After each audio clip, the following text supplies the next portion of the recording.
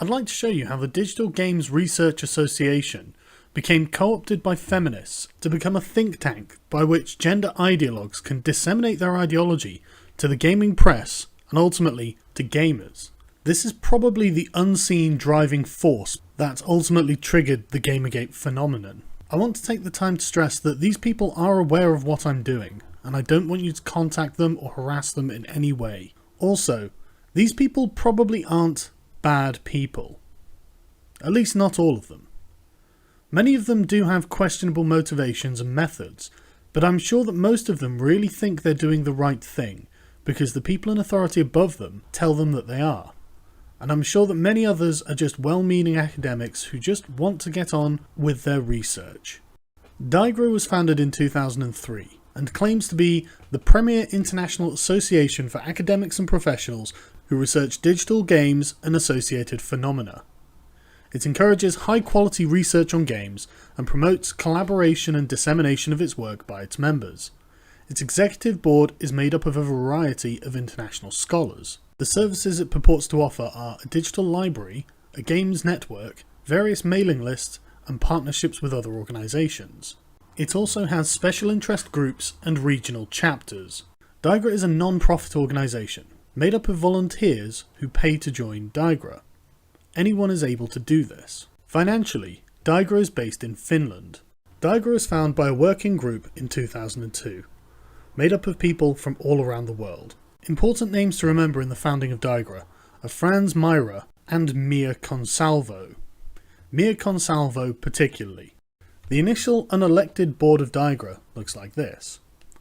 From bottom up, Chris Crawford, Amund Tvedt, Staffan Bjork, Simon Engenfeldt Nielsen, Celia Pierce, Mia Consalvo, Jussi Holopainen, Jason Rutter and Franz Myra. Chris Crawford is an old-school game designer from the 80s, and famously left gaming in 1992 to begin experimenting with ideas for a next-generation interactive storytelling system. Amund Tvedt is a co-founder of Memkite, who in 2003 had published numerous very technical articles, as did Staffan Bjork, a games researcher within the field of interaction design, who also has a very technical background. Simon Engenfeldt Nielsen is a game designer and academic researcher who has been developing games since the 1990s and also does research into extremely technical subjects. Celia Pierce, an ethnographer and social sciences professor who does research into social gaming and massively multiplayer online worlds. Jussi Holopainen, who at the time worked for the Nokia Research Centre. And the first president was Franz Myra, who says, quote, "My research can be roughly divided into two main areas. The first one has been the study of literature and textuality, but after the end of 1990s, I have most focused on media culture, digital media, and games." These people don't seem to be ideologically driven. They seem to be genuinely interested in doing actual research into games, game culture, game development, and the future of gaming interactions. However, the astute among you will have noticed I have left two names off of this list. The first is Jason Rutter, a research fellow at the Manchester Institute for Innovation Research. In 2003, he had authored papers called Gender Dynamics and the Social and Spatial Organisation of Computer Gaming, The Gendering of Computer Gaming, Experience in Space, and Killing Like a Girl, Gendered Gaming and the Girl Gamer's Visibility. And the second one is Mia Consalvo, who says that her main focus of research is game studies, with particular interests in players and the culture of gameplay.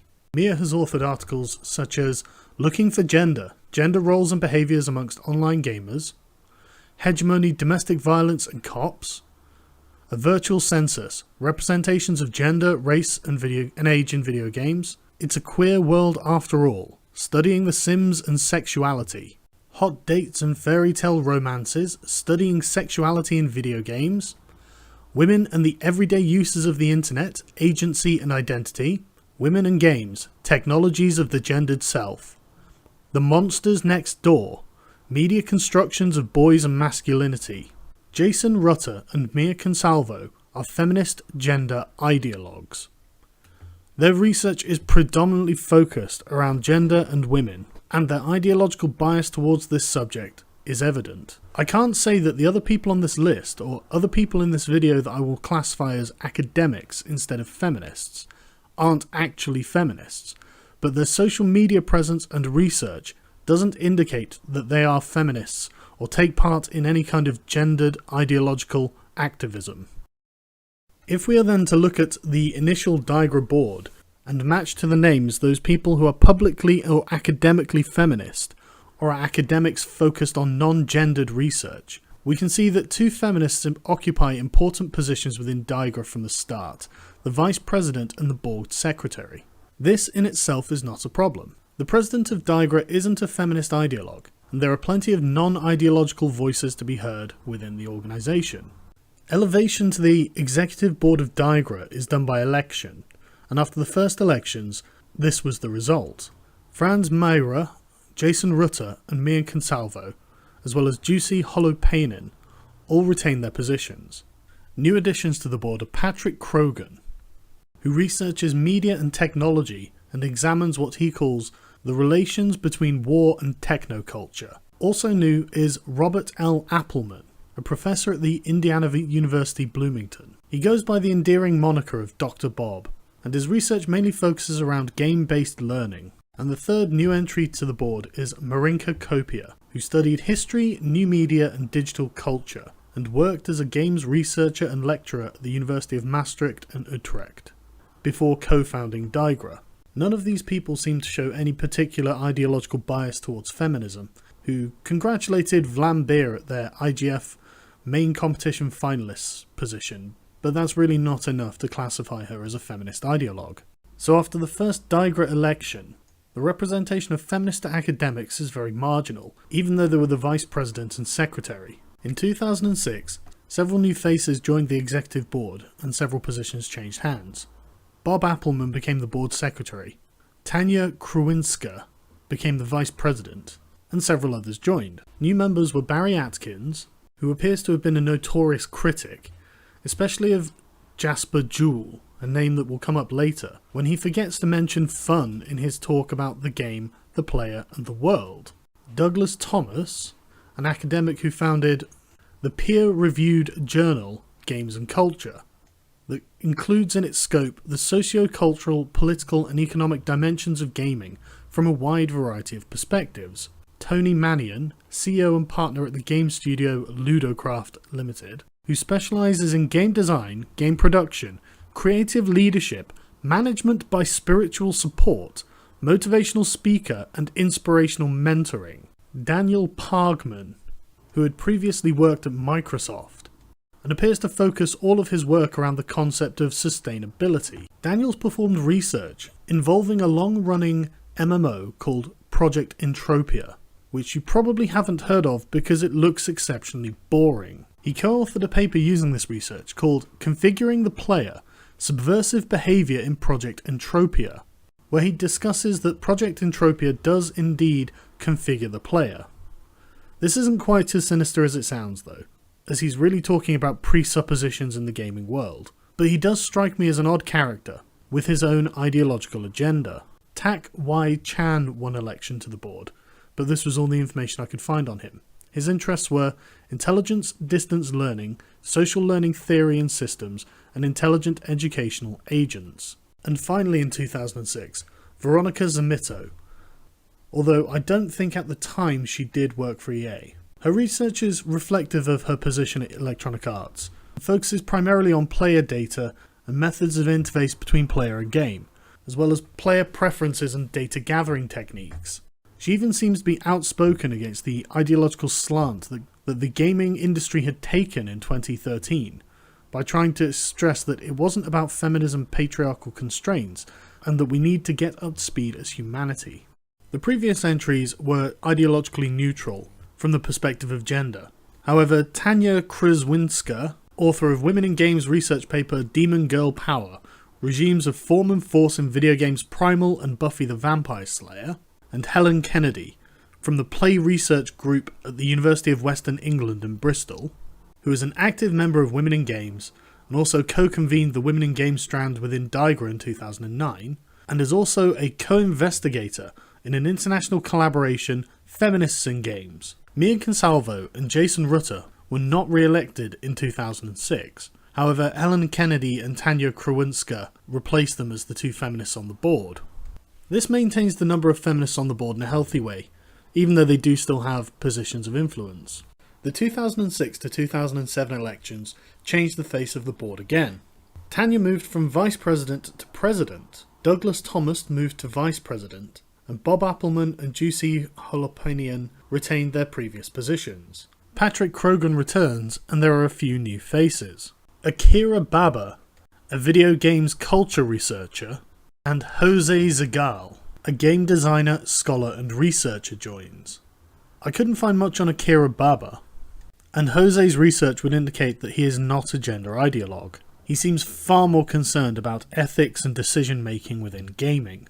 Two new feminists were elected to the board, however. The first is Esther McCallum Stewart, whose research interests include representations of and by the player, such as gender, griefing, social activities, roleplay, representation of the self and community online, gender and gaming. She tweets articles by Laurie Penny and Jenny Goodchild about how their side is winning Gamergate.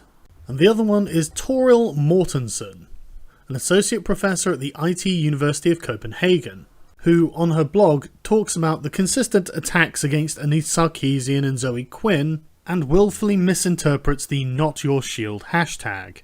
To her credit, she does point out that not all gamers beat women, and so that's why she is justified in still calling herself a gamer, but then goes on to finish her blog entry with, as a special mention, I find myself surrounded by Frankfurter School followers, which is linked to my original video about DiGRA. Radical scholars and all the very suspicious DiGRA. Feminist professors and bloggers are out to get their games, and they are fighting oppressive systems, criticising the structure of peer reviewing. Yep, that will really hurt the gaming industry, facepalm. Toril, I know you're going to watch this.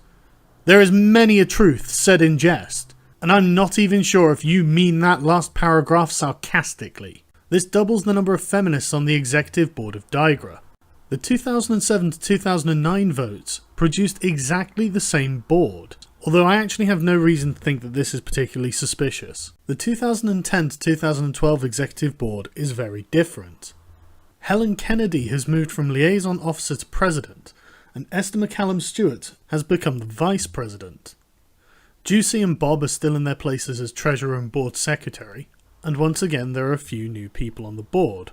Dan Pinchbeck, who comes from a drama background and worked on the avant-garde game Dear Esther, about a deserted island, a lost man, memories of fatal crash, and a book written by a dying explorer, which was supported by Indie Fund. Dan says that the Chinese Room, the company he works for, strives to find how much more minimal they can make things. If you could do Myst without puzzles, he thinks you can also do Doom without guns. Of course, he does fail to mention why anyone would want to do this. The next addition to the board was Gordon Kaleja. His personal website is remarkably artsy. His contemporary research was focused on games, culture, emotional involvement in games, and has been featured in the International Journal of Arts and Technology.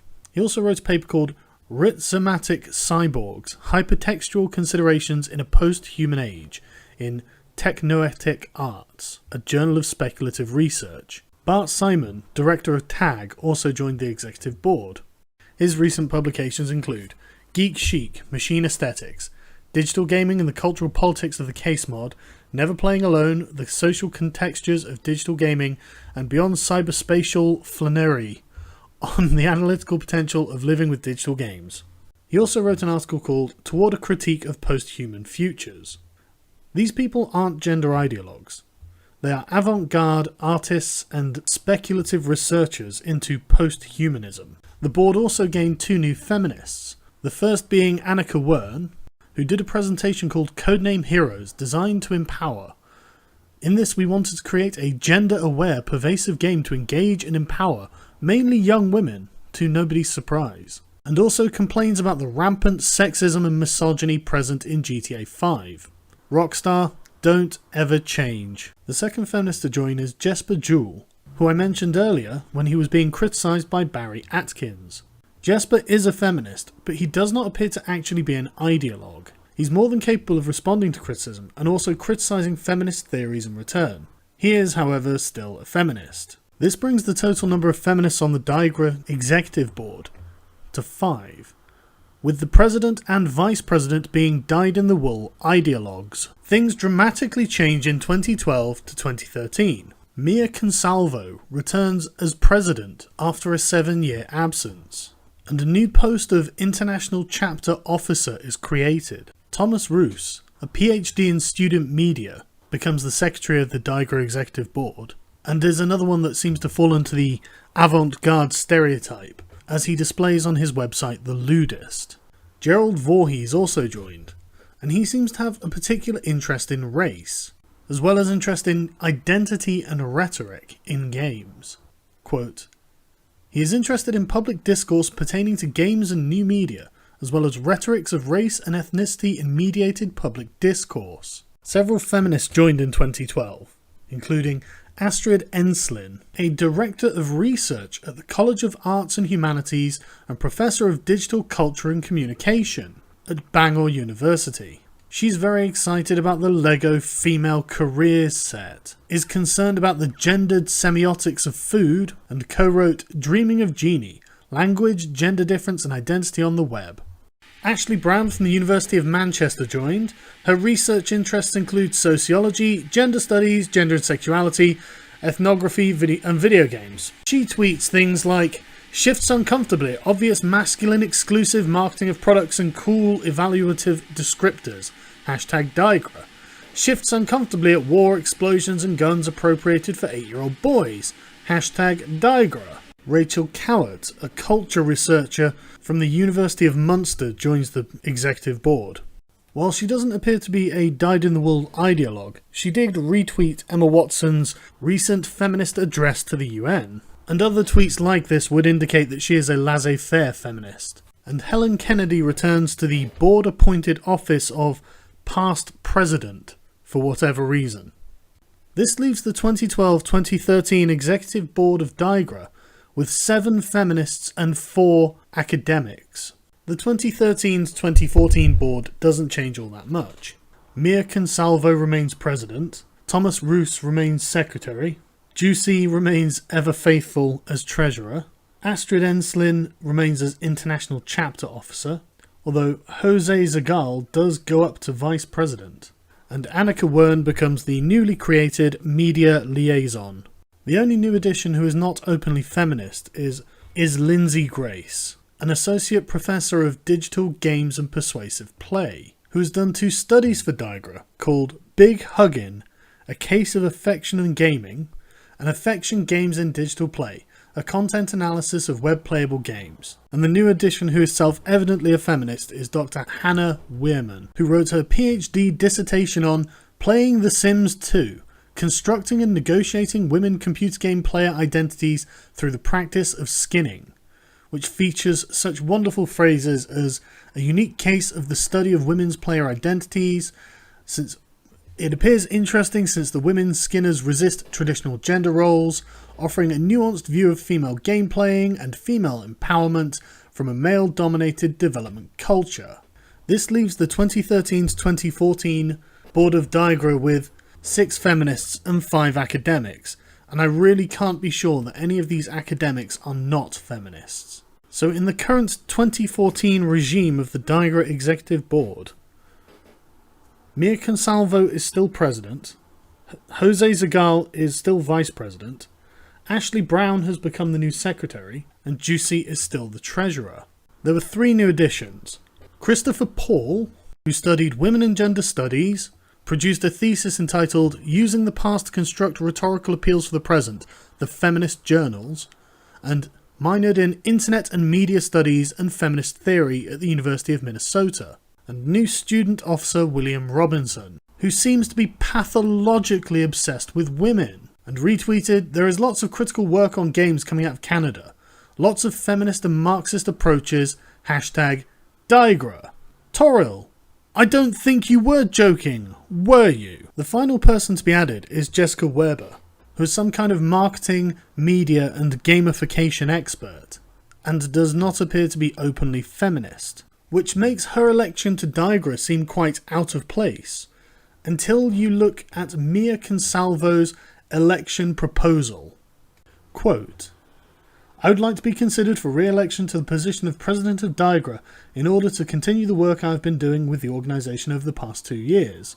During that time, I have worked with an excellent executive board to accomplish a variety of initiatives, including moving our conference to an annual event, revising the organisation bylaws, updating our chapter policy, approving several new DiGRA chapters, Chinese, UK and Australian, releasing a white paper on the use of video game screenshots in journals, launching To DiGRA, the DiGRA Journal, redoing the organisation website, establishing a new system for organising conferences, including the separation of programme and conference chairs, as well as routine and other business. For the next term, if elected, I will have 2 main objectives. The first is to continue my policy of regular board meetings and keeping in regular communication about journal and conference business in order to maintain the progress made so far. The second objective is to improve the financial stability of the organisation. To do this, I have several ideas, but also want to work with the membership to gain their help in making DiGRA more secure. My plans include a membership drive, securing regular sponsors for conferences, and increasing the value and number of institutional membership in DiGRA." Werber's presence is easily explained because DiGRA needs a marketing executive because Mia Consalvo is planning to expand. This leaves the DiGRA executive board with 4 academics and 7 feminists. And I cannot be sure that the people I have classified as academics are not also feminists. I think there is every chance that they are. Compared with the 2006 board, DiGRA has changed a lot, and not for the better. The quality of the research of the people who make up the current DiGRA board is noticeably worse just from browsing through their research papers. It appears to have become sloppy and unprofessional, and absolutely overrun by people who have an ideological agenda that they simply cannot leave out of their research. This provides the context for the next video that I will do on this subject, where I will look in more depth at The Playful is Political, a fishbowl conversation on identity and diversity in game culture, that was hosted by DiGRA in August of 2014. In the next video, I will explore the links between the people who are there, the people on the executive board of DiGRA, and what else they do, and the subject and tenor of their research. I'd like to give a special thanks to all my patrons on Patreon who made this research possible, as well as Cerberus for his outstanding research assistance.